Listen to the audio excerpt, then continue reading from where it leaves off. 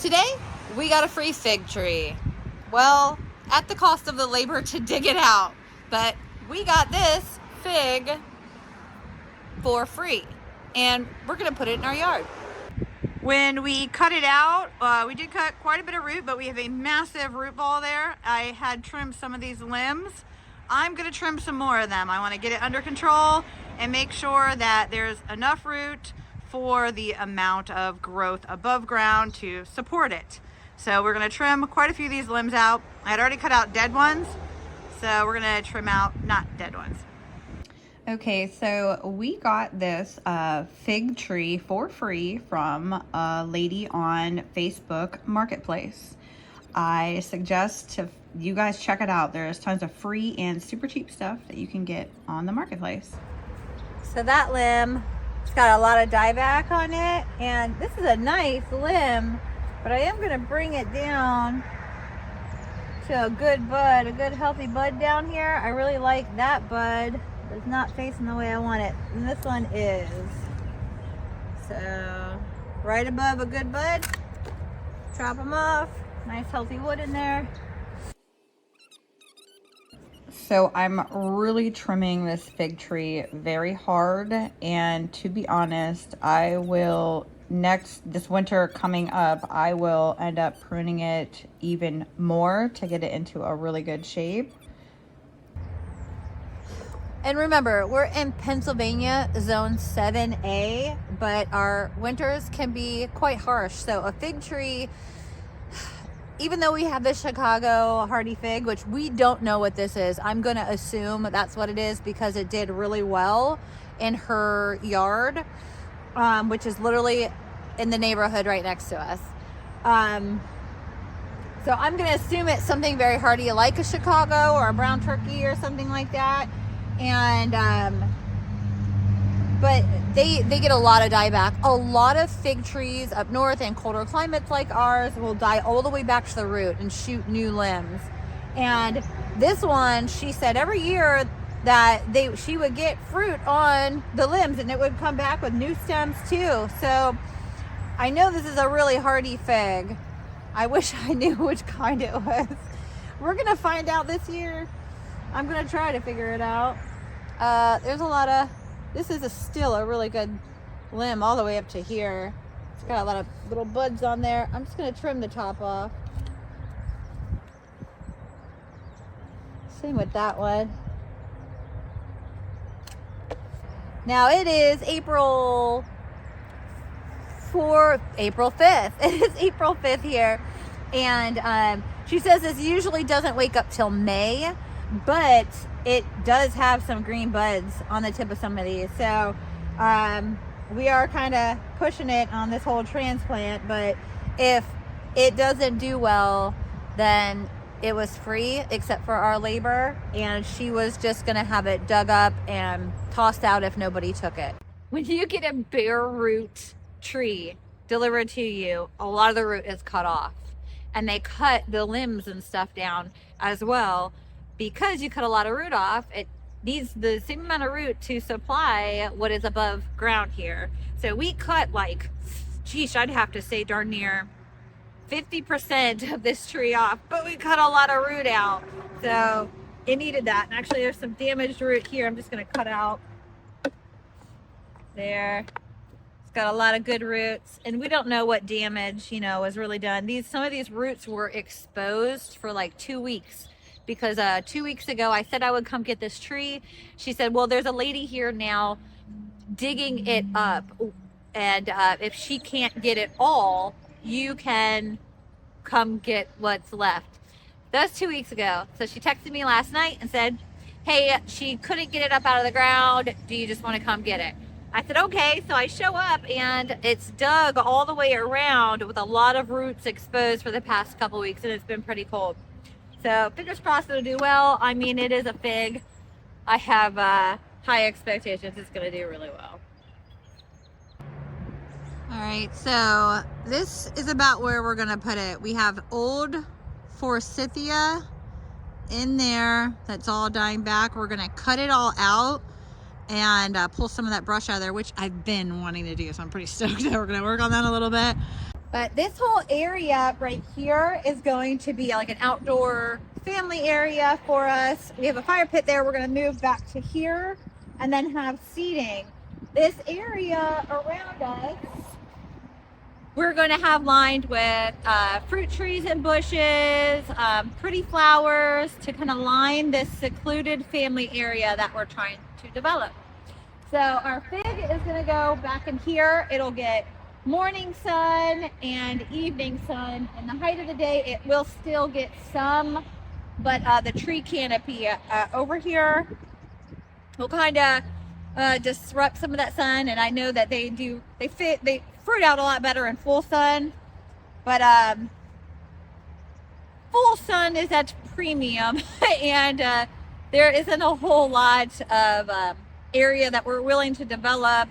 We still need we have our vegetable garden spaces and stuff like that in the full sun, and then we do have another orchard area, but it is closer to our walnut trees and walnut pressure back there, and over here it's not as bad over here. So I haven't found enough research to figure out if a fig tree can tolerate the juggling from the walnut trees.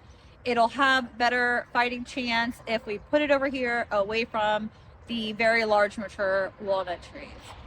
So that is pretty much, that was a big consideration to make when we put anything, any plants, fruit trees, any vegetables in the ground as our massive walnut trees that produce a lot of juggling. Not all plants can handle that.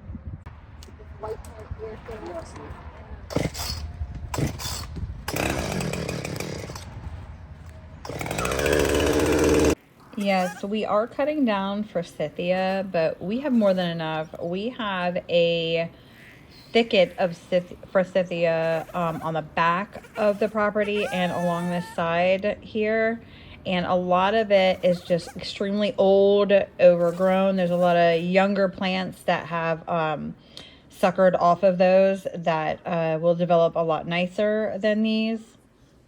Guys, I want to show you how the wisteria takes over. These are all wisteria vines that are rooting in and traveling all across our yard. They're super long. You can see that one's still going, divided off. I mean, they go and then they come up and wrap around our trees and choke them out. This is all wisteria that came up around and is choking out. I'm trying to cut it back. That's all wisteria. It came out of the ground right there. Came up and it starts wrapping around trees. It wraps around itself here and then it chokes the trees out. See how it's wrapping around this one and choking it out? It's done that to a lot of these trees. There's a whole bunch of wisteria back in here coming up. So it's beautiful, yes. And I will take footage when it starts blooming and is amazing looking. But it's very destructive to everything else we have. And it's killed a lot of trees actually, which makes it dangerous for us because then we have trees falling.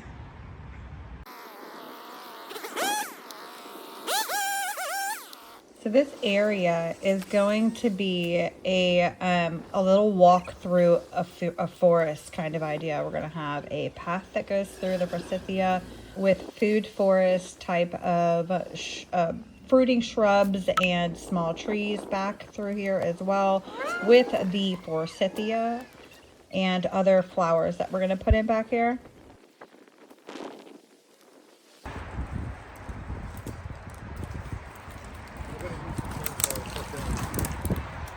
Guys, we have a ton of wisteria that's overtaking all of our trees and shrubs, and we're trying to cut it out. So we found that not only do we have to cut it down at the base, the wisteria, but we also have to dig the roots out because they will just come right back up again and even harder. So in some cases, we've had to dig a foot or more into the ground to get down to some really thick, deep roots, stumps basically, that are in the ground in order to stop them from coming back up.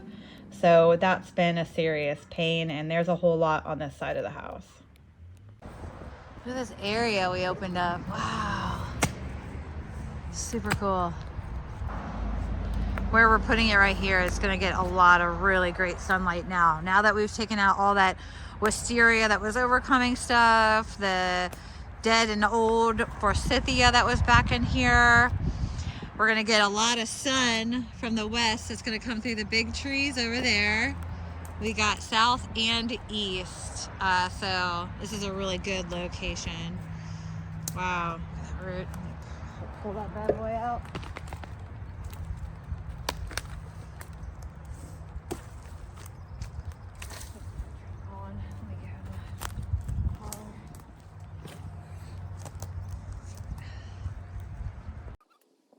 So we're digging this hole larger than the root mass that we have and loosening a lot of that soil up that is around the hole. All right, we're just digging a hole. Yes, we have clay soil. This tree is used to growing in this kind of soil already, so it's going to take off. We're not throwing any compost in there or anything. We want it to acclimate and pull outward, not get comfy in the hole we just made it. Oh wow, that's perfect, huh?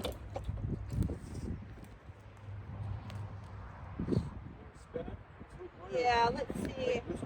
I think like this. Yeah, it's a little bit. Too low, you think? We just kind of lower the dirt level. Come up all the way down and put some dirt down up underneath of us.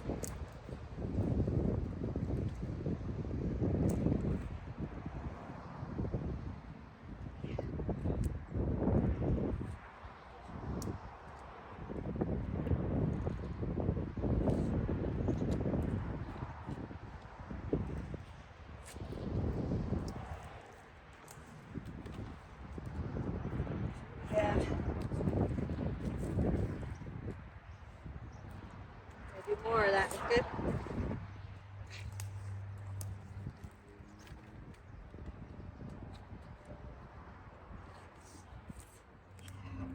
Do a little bit corner.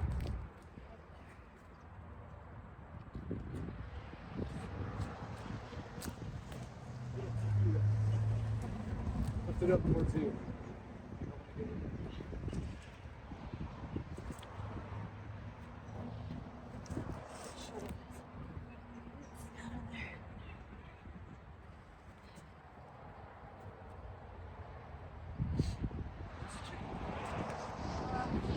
And something I realized that we didn't film was we ended up watering this in afterward with about, I'd say 10 to 15 gallons of water, this first initial watering. Okay, so we wanted to make sure that the crown, which is right where the roots are coming out of the ground, is level with the ground that we have. And that's exactly what we've done here. And we've taken our native soil, filled all the way around in, making sure all the roots were down into this hole really good. He dug a hole. He dug a hole. Yeah, under threat of divorce. Don't tell him the truth. Aww. That was larger than the root mass. That way we could have it, at least our native soil, a little soft around the root area where we want it to start, you know, growing out. So now we're just tucking them in real good. Look at that figgy. What a wonderful location. You want to get some right in there or not? No, I think it's okay, just the way it is. I might throw a little fertilizer on the top of the soil so it can start slow release, start kind of soaking in there a little bit for them. But that's it. Some alpaca poop and some fertilizer in this area. Around the drip line area of it. And it'll make its roots kind of pull out instead of stay in the hole.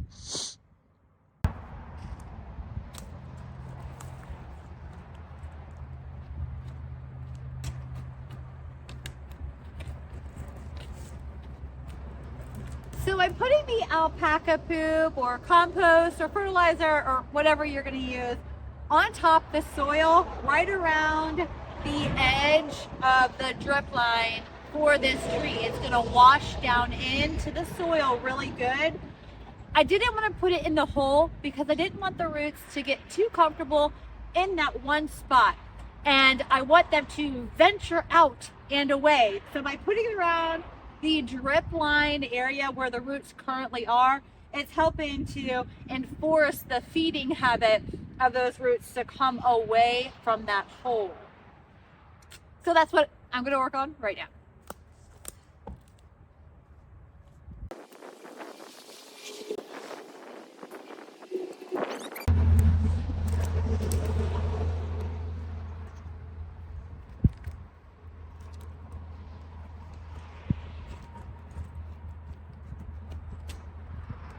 Worms love alpaca poop and chickens love worms. So they're venturing this way. All right, guys, we put a couple months ago a pile of alpaca poop on here, and we have a pile of some compost on here as well. We put it on the tarp in our backyard because it's easier to scoop it off of a tarp than it is to kind of dig it out of our grass. But one happy surprise to this is that it's been raining a ton, and the rain has been soaking in here and puddling in this tarp, which has basically created an alpaca poop tea. Do we have a word for that? Alpaca tea. Poo tea. Alpaca tea. Pooty. Pooty. We're gonna call it pooty. And if you can see how dark this is, I'm gonna scoop some up and I'm gonna go pour it around that. Look how dark that is. It's disgusting. That is horribly disgusting. That is the worst tea, but the plants are gonna love it. I'm gonna take this, pour it around the new fig tree we just put in. I'm gonna put some around our plum tree, which is starting to open up his first blossoms. So exciting. All right, guys, just wanted to share that alpaca poop tea with you. Hey, get out of there, girlies. They're called those worms there. They found the alpaca poop worms. All right. And we're just gonna get them right around his drip line where his roots are, that hole. We're gonna pour. Why wouldn't you just splash them right in the roots there, right in the center? I could do that too. I just want him to start sending his roots out instead of staying in the hole we made for him. Yeah, I'm gonna get more of that, but that was some dark, rich stuff. All right, so not only today did we get a free, except for the cost of labor, fig tree, dig a hole for it, but we also cut out a whole bunch of wisteria. Mind you, we have a ton more because it's like overtaking everything in here. We've cut out old forsythia and opened up light in here, so the forsythia that we do still have in here will get some more sunlight and bloom even better next year. We're getting out some of this old down trees too. Thank you, honey, for all your hard work. No divorce. He's kidding. Hey guys, thank you for watching another episode of Gardening Grease and us getting our new free fig tree and putting it in the ground. If you enjoyed this video or any of the others that we make, please hit that subscribe button and that like button. And don't forget to share this with anybody that you think might need to watch this or just enjoy watching this. Have a good one.